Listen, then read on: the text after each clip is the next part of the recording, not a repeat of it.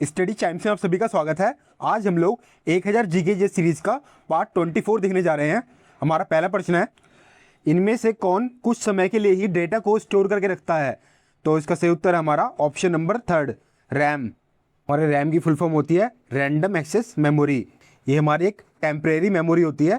इसके अंदर जो डेटा है वो तभी तक स्टोर रह पाता है जब तक कंप्यूटर या फिर जो हमारी डिवाइस है वो चालू रहती है। ठीक है, यानी कि उसके अंदर में जो है इलेक्ट्रिसिटी रहती है। और जैसे ही मान लीजिए डिवाइस बंद हो जाती है या फिर जो इलेक्ट्रिसिटी है वो कट जाती है तो रैम में मौजूद सारा डेटा जो है वो अपने आप ही डिलीट हो जाएगा।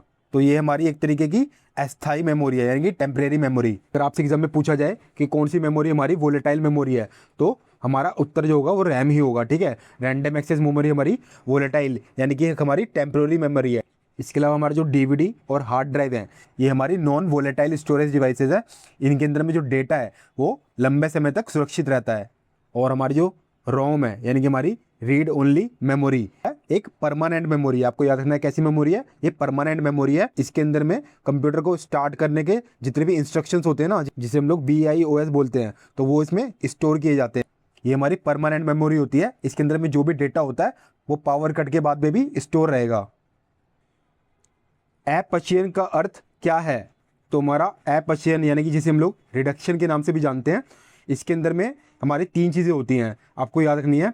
जब भी हमारा कभी गेन ऑफ इलेक्ट्रॉन या हमारी किसी भी रासायनिक क्रिया के अंदर जब भी कोई एटम, आयन या फिर हमारा कोई भी मॉलिक्यूल है वो अगर इलेक्ट्रॉन को रिसीव करेगा, जो ऑक्सीडेशन की स्टेट है वो घट जाएगी और इस प्रोसेस को हम लोग रिडक्शन यानी कि अपचयन कहते हैं। एक कंडीशन हमारी ये हुई कि हमारा जब भी गेन ऑफ इलेक्ट्रॉन होगा तो हमारा रिडक्शन यानी कि अपचयन होगा।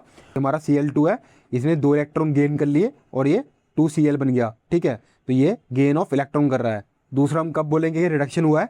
जब हमारा लॉस ऑफ ऑक्सीजन हो जाएगा। तो इसका प्रैक्टिकल एग्जांपल जो है हमारा आयरन का एक्सट्रैक्शन है। हमारा Fe2O3 और जब कार्बन मोनोऑक्साइड जब ये रिएक्शन करते हैं, जो हमारा ऑक्सीजन है ये कार्बन के साथ में मिलकर CO2 गैस बना लेता है और हमें शुद्ध आयरन मिल जाता है। ठीक है, तो इस रिएक्शन में आयरन के अंदर में से ऑक्सीजन रिमूव हो रहा है, तो ये लॉस ऑफ ऑक्सीजन है, यानी कि एक रिडक्शन रिएक्शन है। और तीसरी कंडीशन हमारी रिडक्शन की क्या है? ये है हमारा गेन ऑफ हाइड्रोजन। जब भी हाइड्रोजन का गेन होगा यानी कि हाइड्रोजन ऐड होगा तो वो रिडक्शन होगा। तो जैसे C2H4, इसमें जब हम हाइड्रोजन ऐड कर देंगे तो ये C2H6 बन जाएगा। तो यहाँ पर हमारा हाइड्रोजन क्या हो रहा है? जुड़ रहा है, यानी कि गेन हो रहा है। तो ये हमारा गेन ऑफ हाइड्रोजन क्या होगा? रिडक्शन हो गया। तो आपको ये तीनों कंडीशन याद रखनी है अपचयन यानी कि रिडक्शन के अंदर में। कभी भी हमारा गेन ऑफ इलेक्ट्रॉन होगा या फिर लॉस ऑफ ऑक्सीजन हो या फिर गेन ऑफ हाइड्रोजन हो, तो ये कंडीशन हमारी रिडक्शन यानी कि अपचयन की होगी। ऑप्शन के हिसाब से हमारा ऑप्शन नंबर बी बिल्कुल सही उत्तर हो जाएगा। इलेक्ट्रॉन का ग्रहण करना अपचयन यानी कि रिडक्शन कहलाता है। भारत सरकार द्वारा प्रयोग में आने वाला शक संवत किसने प्रारंभ किया था? तो इसका सही उत्तर है ऑप्शन नंबर ए, कनिष्क ने। तो कनिष्क जो थे ये कुषाण वंश के महान शासक थे। इन्होंने 78 ईस्वी के अंदर में अपने राज्याभिषेक के उपलक्ष्य में शक संवत की शुरुआत की थी। जो हमारी भारत सरकार है उसने इसे 22 मार्च 1957 को देश का जो नेशनल कैलेंडर है उसके रूप में अपनाया था। इसके अलावा जो विक्रमादित्य थे इन्होंने विक्रम संवत 57 ईसा पूर्व के अंदर में चलाया था, जो कि हमारा जो पारंपरिक जो हिंदू कैलेंडर है ना उसकी एक प्रणाली है। जो हमारे जो हिंदू कैलेंडर है वो हमारा विक्रम संवत को फॉलो करता है, जो कि 57 ईसा पूर्व में राजा विक्रमादित्य ने चलाया था। और जो हमारा नेशनल कैलेंडर है जो हमारी भारत सरकार यूज़ करती है वो जो कनिष्क का कैलेंडर है ये हमारा जो 78 ईस्वी में चलाया था इसने, तो इसको फॉलो करती है हमारी भारत सरकार। तो आपको कन्फ्यूज़ नहीं होना, दोनों को आपको याद रखना है, दोनों ही इंपॉर्टेंट है। अग्निशामक क्या करता है? तो अग्निशामक जो होता है ये ऑक्सीजन की सप्लाई को रोकता है। तो आग लगने के लिए 3 चीज़ों की आवश्यकता होती है। हमारा होता है फ्यूल यानी कि ईंधन, हमारी जो ऊष्मा यानी कि हमारी हीट, और हमारा जो ऑक्सीजन है। ठीक है, इसे हम लोग फायर ट्रायंगल के नाम से जानते हैं। तो अग्निशामक क्या काम करता है? ये आग जो होती है ना उसके चारों तरफ में जो CO2 होती है उसकी, या फिर जो सूखा पाउडर होता है ना उसकी परत बना देता है और ऑक्सीजन की जो सप्लाई है उसको काट देता है। इसका रिजल्ट क्या होता है? इससे हमारी जो आग है वो बुझ जाती है। ठीक है, तो ये हमारा ऑक्सीजन की जो सप्लाई होती है ना उसको रोक देता है। भारतीय मृदाओं में जिस सूक्ष्म तत्व की सर्वाधिक कमी है वह है ऑप्शन नंबर डी, जस्ता यानी कि हमारा जिंक। तो भारतीय मिट्टी के अंदर में जो जिंक होता है ना यानी कि जो जस्ता होता है, इसकी जो कमी है वो लगभग 40% से अधिक जो क्षेत्र हैं उसमें पाई जाती है। ये पौधों के अंदर में जो भी क्लोरोफिल होता है ना उसका उत्पादन और जो एंजाइम होते हैं उनको जो है सक्रिय करता है और हार्मोन्स के सिंथेसिस के लिए बहुत ही ज़्यादा इंपॉर्टेंट माइक्रोन्यूट्रिएंट है। ठीक है। महावीर की मृत्यु के बाद जैन संघ का मुखिया किसे कहा जाता है? तो इसका सही उत्तर है ऑप्शन नंबर 4, सुधर्म।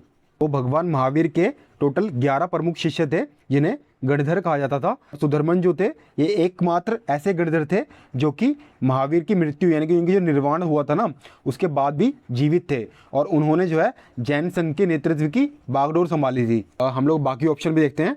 जो जम्बू थे ये कौन थे? ये सुधर्म के शिष्य थे। ये सुधर्म की मृत्यु के बाद जैन संघ के उत्तराधिकारी बने थे।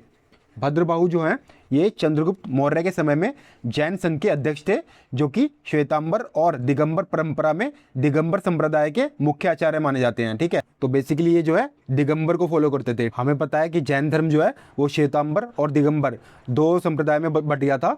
तो जो भद्रबाहु जो थे वो दिगंबर के आचार्य थे। इसके अलावा जो स्थूलभद्र थे ये मगध में जब 12 वर्षों का भीषण अकाल पड़ा था तो इस समय मगध के अंदर में रुके थे और ये श्वेतांबर परंपरा के अनुसार प्रथम जैन संगीति के अध्यक्ष थे। ठीक है। भोजन की नली यानी कि जो ओएसोफेगस है उसमें भोजन की गति किसके द्वारा होती है? तो इसका सही उत्तर ऑप्शन नंबर बी, कर्मा कुचन प्रोसेस यानी कि पेरिस्टलिसिस मूवमेंट के कारण। तो हमारी ये जो एसोफेगस है उसकी ट्यूब मान लेते हैं। ठीक है। तो हमारा ये जो है फूड है यानी कि खाना है। तो यहाँ पर आप देख पा रहे हैं ये जो हमारी मसल है यहाँ पर हमारी नॉर्मल है और यहाँ पर जो हमारी मसल है ये यहाँ पर कॉन्टैक्ट हो गई है यानी कि सिकुड़ गई है और यहाँ पर हमारी मसल फिर से जो है नॉर्मल है यानी कि फैल गई है। तो यहाँ पर क्या हो रहा है? हमारा जो भोजन है वो इस सिकुड़ने और जो फैलने की जो प्रोसेस है ऐसे ही करता हुआ हमारे पेट तक पहुँचता है। तो हमारी ये जो प्रोसेस है ना ये जो गुरुत्वाकर्षण बल है यानी कि ग्रेविटेशनल फोर्स उस पर डिपेंड नहीं करती। इसलिए जब भी कोई व्यक्ति जो होता है अगर वो लेट के भी भोजन खाए ना तो खाना हमारे पेट में पहुंच जाता है। भारत के किस प्रधानमंत्री की मृत्यु देश के बाहर हुई थी? तो इसका सही उत्तर ऑप्शन नंबर सी, लाल बहादुर शास्त्री जी। ये एकमात्र ऐसे प्रधानमंत्री थे जिनकी जो मृत्यु थी वो देश के बाहर हुई थी। तो इनकी मृत्यु कब हुई थी?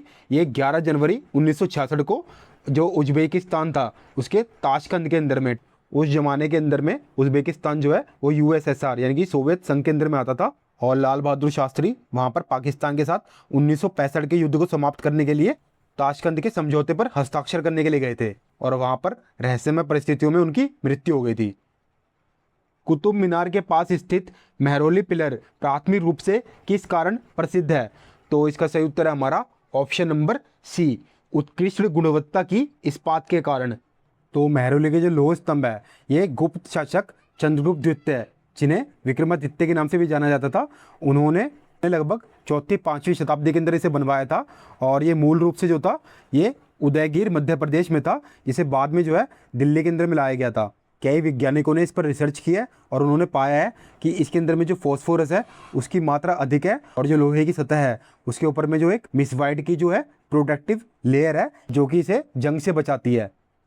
भारतीय संसद भवन का डिज़ाइन किसके द्वारा तैयार किया गया था? तो इसका सही उत्तर है option number C, Edwin Lutyens. तो भारतीय संसद का जो पुराना भवन था जो कि अब नया बन चुका है तो इसका जो डिज़ाइन बनाया था ना वो ब्रिटिश वास्तुकार सर एडविन लुटियन और हर्बर्ट बेकर ने बनाया था और इस गोलाकार इमारत का जो निर्माण था वो सन 1921 से लेके 1927 के बीच में पूरा हुआ था और इसका जो उद्घाटन था वो वर्ष 1927 के अंदर में हुआ था।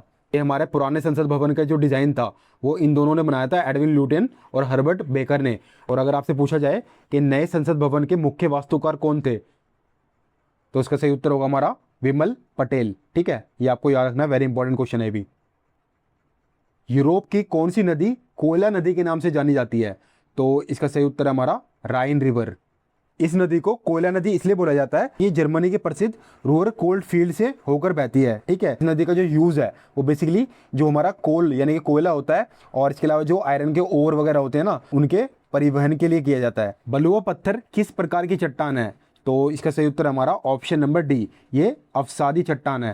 बलुआ पत्थर जो होता है इसका जो निर्माण है ये बहुत ही ज़्यादा छोटे छोटे जो महीन रेत के कण होते हैं ना उसके आपस में जमा होने से और हाई प्रेशर के पड़ने से होता है। बलुआ पत्थर जो है एक तरीके की परतदार चट्टान होती है इसलिए एक अवसादी चट्टान है। ठीक है, तो हमारी जो भी चट्टानें होती हैं ये टूटती हैं और इनके टूटने से क्या होते हैं, जो भी रेत के कण होते हैं ये नदी या फिर जो हवा होती हैं उसके द्वारा जो है एक स्थान पर जमा किए जाते हैं।